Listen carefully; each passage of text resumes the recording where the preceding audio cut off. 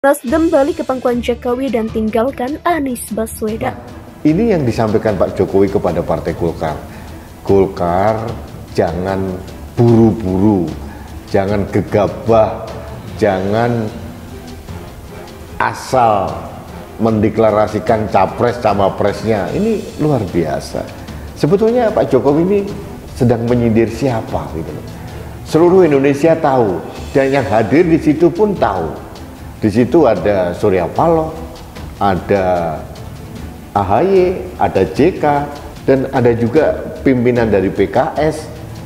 Jadi ini cara seorang Jokowi yang sangat elegan gitu ya, menjewer mereka karena terlalu terburu-buru. Secara tertulis dan menyatakan seperti pandangan Nasdem, cawapres itu sebaiknya ditentukan oleh Anies karena beliau yang tahu. Beliau yang tahu yang kompatibel dengan beliau apa dan seterusnya. Dan kita harapkan dalam waktu yang segera PKS melakukan hal yang sama supaya kita segera deklarasi.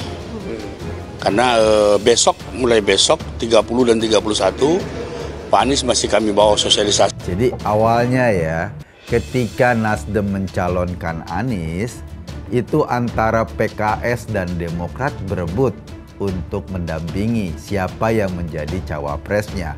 PKS mengajukan Ahmad Heriawan, sementara Demokrat mengajukan AHY.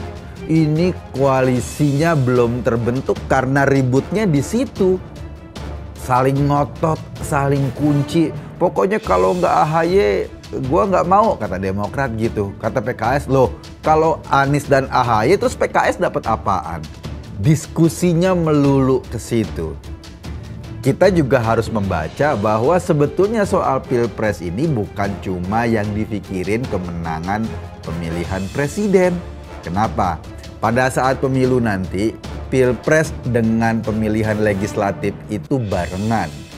Partai-partai ini mikirnya bukan sekedar siapa yang akan menjadi calon presiden dan memenangkan pertandingan pada pemilihan presiden.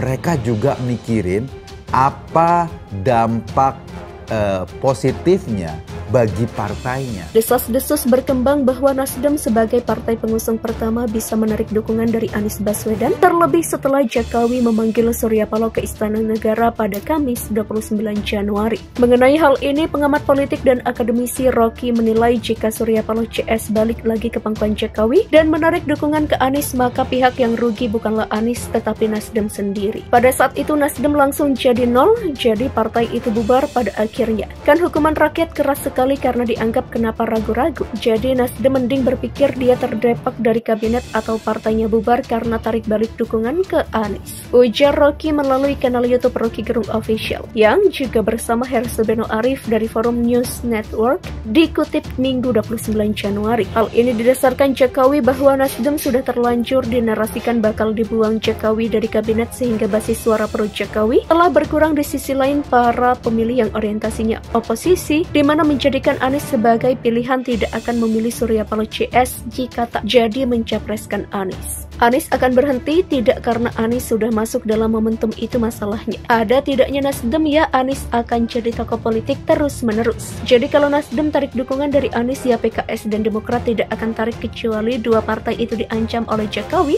karena ada komorbid. Itu artinya dua partai itu juga bubar. Jadi kalau Anies nggak jadi capres maka PKS, Nasdem, Demokrat bubar sebagai partai dihukum oleh publik, itu maksudnya. Demikian jelasnya. Surya Paloh punya watak yang kuat yang menganggap keinginan dia itu pasti akan diikuti oleh kehendak partainya dan kehendak partainya itu terlihat aktif. Jadi kalau kita lihat Nasdem itu terlihat aktif mengusung Anies kemana-mana.